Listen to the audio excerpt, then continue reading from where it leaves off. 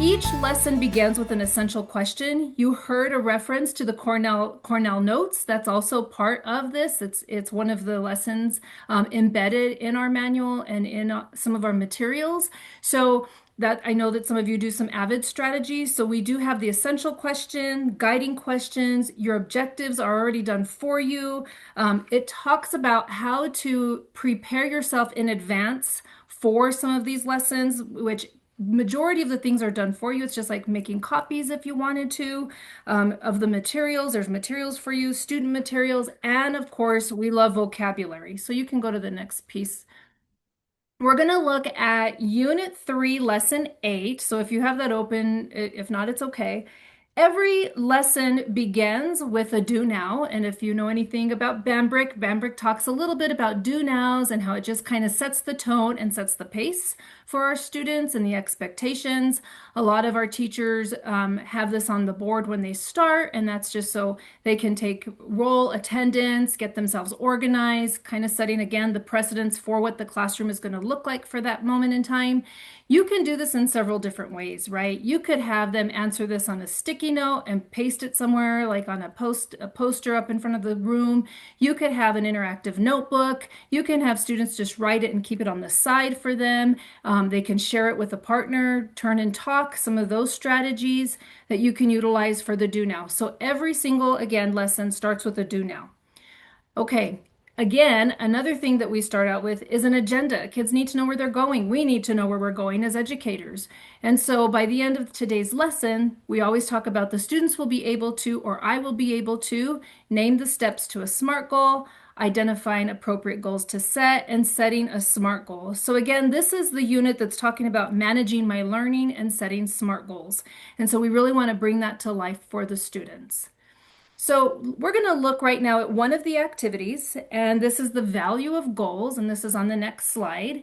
We're going to look at 4 biographies, and we're going to go into breakout sessions here in a second.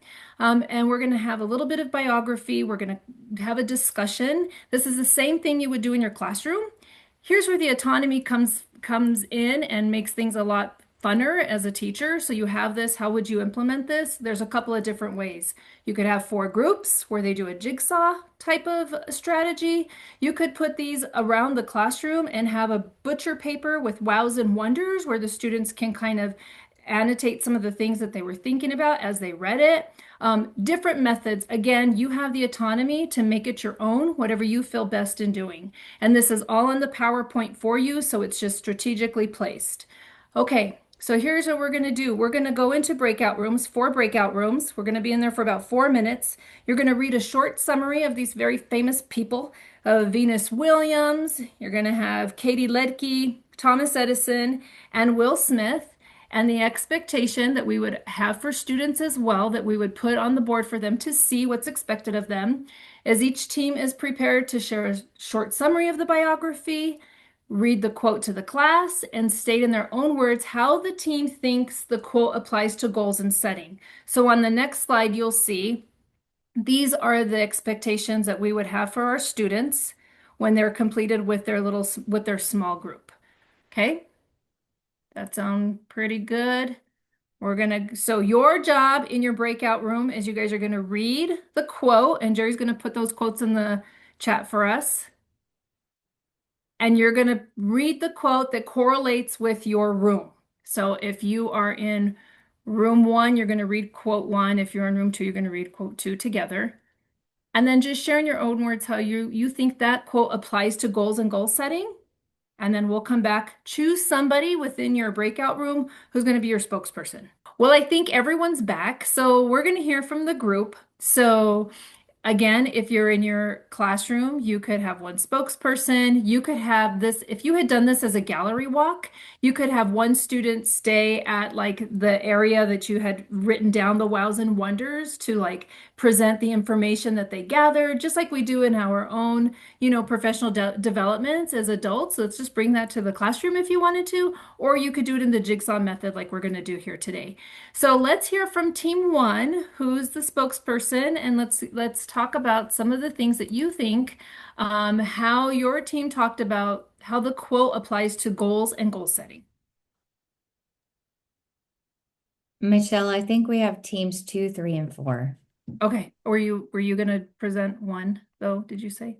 Nope. Okay. Team two, please. Who's in team two? Who's our representative for team two? I am our representative from Team Two. Okay. I'm Kavita. And we had multi-time gold medalist Katie Ledecky. I didn't realize she had that many medals, but we went with hers. And her quote, she talks about setting goals that you think are impossible, but to work towards them every day. And then she goes on to talk about how, because anything is possible, so you know that you can accomplish it as long as you're actually working towards that specific goal. And based on her career, I would have to agree with her because I did not realize she is still the current record holder for 4 different events. That's pretty incredible, So right? I would have to agree with her quote about, setting a goal that you think is unattainable, but working towards it anyway. Mhm. Because I don't know if she actually ever set that type of record for herself, but she's the most decorated Olympic swimmer in American history. Yeah. Thank you, Kavita. I like the idea, right? And we'll talk a little bit about it in just a second with SMART goals and the A meaning attainable as opposed to ambitious. Sometimes we set our goals really low and we model that a little bit for our students. So if we can set like higher goals and expectations for ourselves, for themselves, and we see them soar through with supports from the adults with them. So thank you, Kavita, for representing group two. So if we could have group three. So if you can summarize basically what your quote was and talk about how that quote applies to the goals and goal setting. We did not select a spokesperson, so I am happy to talk for Team Three. We had a quote from Thomas Edison: "If we did all the things we are capable of, we would literally astound ourselves," which we all were kind of taken aback by this quote. We all liked this quote. We didn't have as much time to discuss it because we got a little stuck trying to figure out the logistics of how to share a screen in Zoom. Um, but we got there. I think something this quote makes me think about is how my students sometimes struggle to pick a goal or pick like a specific assignment goal. They'll get stuck in like the number of missing assignments that they have, and it becomes really hard to focus on one thing. And I definitely feel that in my own life too. Sometimes I have so many things that I want to do that it can be hard to focus on one thing. And so something that I would probably try to help them with when it comes to the SMART goal planning sheet is that specificity and focusing on one thing at a time. I don't know, Team Three, is there anything else that we should add?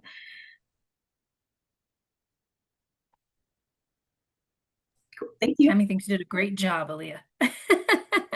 Thank you for the encouragement, Tammy of Aaliyah.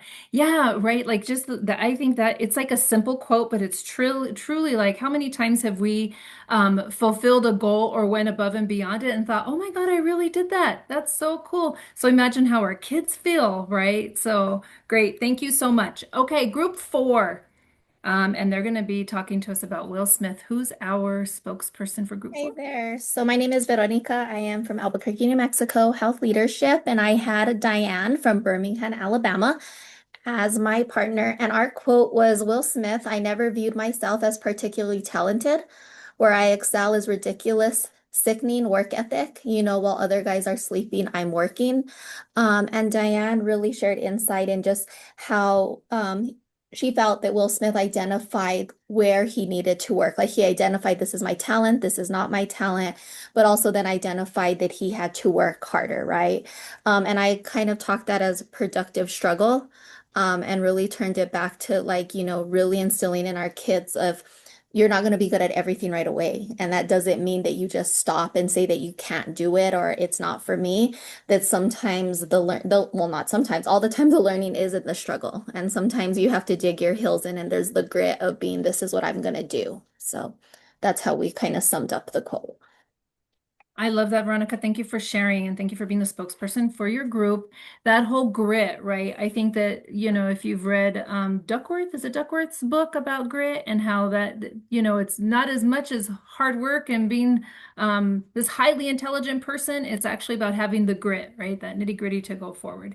So that's one activity. I'm going to just go through really quick. Thank you all for your participation. I know it's late in the day. Thank you for doing that in your breakout rooms. We're going to look at one other activity. This is partner reading. And so what Aaliyah and Veronica were talking about like, how do I have a student choose their goals? And sometimes it's even harder for us.